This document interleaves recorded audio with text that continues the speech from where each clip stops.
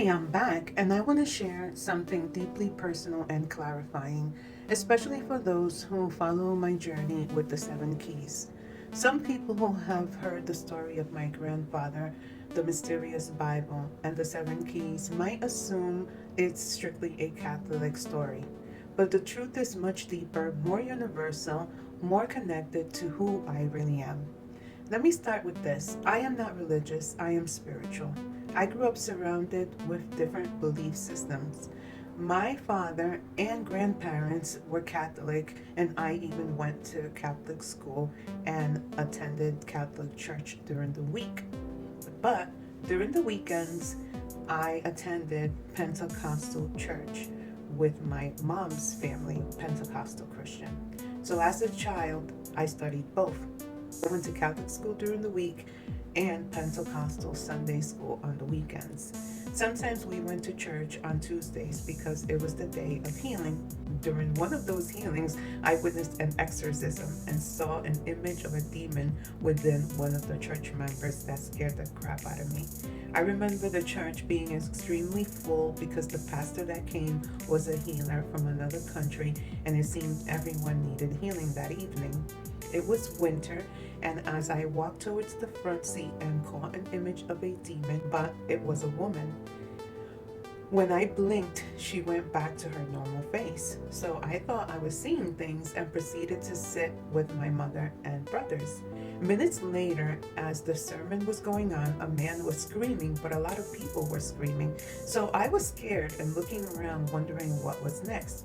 When out of nowhere, a man that was screaming the loudest had a group of people around him, but he jumped up and broke free, running out the front door as everyone ran after him. The pastor ran after the crazed man, and his people held him down, and I saw what looked like gray smoke come out of the crazed man's body, and we were all ushered back into the church. It was the first time I saw something quite like that. But from a very young age, I learned that God cannot be contained by one building, one church, one label, or one tradition. I always carried God in my heart, not in a religion. I was with my grandparents in the Dominican Republic.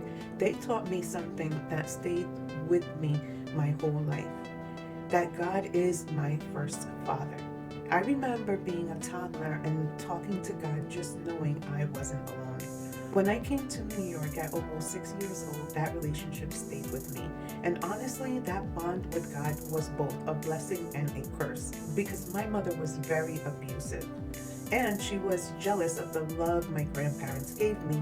My mother was a narcissist. She was loving with my two brothers, but not with me. She was physically abusive, emotionally abusive, and even allowed her cousin to R-word me. S abusive. I grew up protecting myself from beatings, from being violated, from being kicked out of my home as a teenager. My last year of high school, I lived with an aunt because I had no other safe place to go. Those experiences shaped my spiritual path. They also taught me this: religion can be used to justify abuse, but true spirituality never harms, only heals. As I grew older, I witnessed too many religious and spiritual leaders who were corrupt, abusive, or manipulative. People who preached love but practiced control. People who used fear instead of compassion. So I made a choice. I would no longer follow religion. I would follow truth, love, and light. I do believe in the teaching and the love of Jesus Christ. I admire Buddha's wisdom. I meditate. I practice yoga. And I believe with my whole heart that we are all connected as one. This is important. The seven keys are not Catholic. They are not Pentecostal. They are not tied to any one belief. They are spiritual tools born from a message my grandfather carried, trusted to my father for 37 years, and delivered to me exactly when the time was right. They represent wisdom, guidance, protection, growth, transformation, purpose, and divine timing. They are universal principles. They belong to everyone. Being in the beauty industry for 45 years, one of the first things we're taught is never bring politics or religion into the salon. And do you know why? Because we quickly learn something profound. No matter someone's religion, skin color, race, or political belief, people all want the same things: to be healthy, to be happy, and to prosper. And that's how I choose to live my life. That is what the 7 keys represent to me. That is what Hope Speaks 7K stands for. If you're watching this right now, here's what I want you to hear. You don't need to fit into a religious box to have faith. You don't need to follow a specific doctrine to walk with God. Your spirituality is yours. Your healing is yours. And God, whatever name you call him, her, or the universe, meets you where you are.